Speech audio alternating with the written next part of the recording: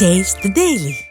மதுரை மாவட்டம் அலங்காநல்லூர் பேரூராட்சியில் திமுக சேர்மன் ஊழலில் ஈடுபடுவதாக கூறி திமுக கவுன்சிலர் முற்றுகை போராட்டத்தில் ஈடுபட்டார்.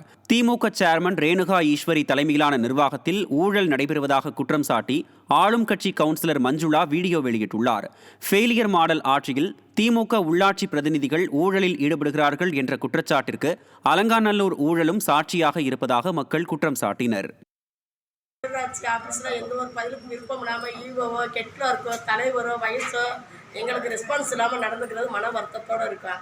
வெளிப்படையாக சொல்லப்போனால் ரொம்ப ஊழல் நடக்குது பேரூராட்சியில். எந்த ஒருமே தவறான முறையிலே எல்லாமே பயன்படுத்துகிறாங்க.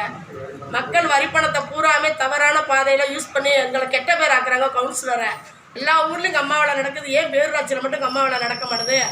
மட்டும் நீங்கள் அட்டை டெங்கி பணியாளர்கள் எடுத்து கவுன்சிலரும் நீங்கள் சாப்பிட்றீங்கன்னு சொல்லி எங்களை மன வருத்தத்தை ரொம்ப ஏற்படுத்துகிறாங்க. என்னோட திமுக கவுன்சிலர் எனக்கு ரொம்ப அசிங்கமாக இருக்குது. பெரம்பலூர் மாவட்டம் வேப்பந்தட்டை வேத மாரியம்மன் கோயில் தேர் வழக்கில் உரிய நடவடிக்கை எடுக்க மாவட்ட நிர்வாகத்துக்கு சென்னை உயர்நீதிமன்றம் உத்தரவிட்டுள்ளது. பட்டியலின மக்கள் வசிக்கும் பகுதியில் தேர் செல்ல எதிர்ப்பு தெரிவித்ததாக கூறி சென்னை உயர்நீதிமன்றத்தில் வழக்கு தொடரப்பட்டது. விசாரணை முடிவில் பட்டியலின மக்கள் வசிக்கும் பகுதியில் தேர் செல்லும் வகையில் உரிய நடவடிக்கையை மாவட்ட நிர்வாகம் மேற்கொள்ள நீதிபதி உத்தரவிட்டார். சென்னை அடையார் கஸ்தூரிபாய் நகரில் குடிநீருடன் கழிவுநீர் கலந்துள்ளதால் உடல்நலம் பாதிக்கப்பட்டுள்ளதாக பொதுமக்கள் வேதனை தெரிவித்தனர். கோவிந்தராஜன் தெருவில் சில வாரங்களுக்கு முன்பு குடிநீர் இணைப்பு துண்டிக்கப்பட்ட நிலையில் லாரிகள் மூலம் விநியோகிக்கப்படும் குடிநீர் மஞ்சள் நிறத்தில் உள்ளதால் நோய் தொற்றால் பாதிக்கப்பட்டு வருவதாக மக்கள் புகார் தெரிவித்தனர். ஸ்டாலினின் ஃபெயிலியர் மாடல் ஆட்சியில் திருச்சியைப் போல சென்னையிலும் கழிவுநீர் கலந்த தண்ணீரை வழங்கி பொதுமக்களின் உயிரோடு விளையாடி வருவதாக குற்றச்சாட்டு எழுந்துள்ளது.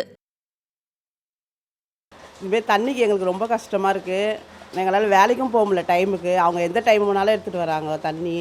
அது குழாயில் நாங்கள் தண்ணி கேட்டோம். அவங்கள வரும் கார்ப்பரேஷன் தண்ணியை பிடிச்சிக்குங்கோ, நாங்கள் அப்படி தான் தண்ணி அனுப்ப முடியும் அப்படின்ட்டு சொல்கிறாங்க. அவங்களால நாங்கள் எதுவும் பேசவும் முடியல. அதனால் எங்களுக்கு தண்ணி மழை வந்துச்சுன்னா ஒரே மஞ்சள் தண்ணி, அதை குடிச்சு ஜுரம் வருது. பசங்களாம் ரொம்ப இதுவாகிட்டாங்க.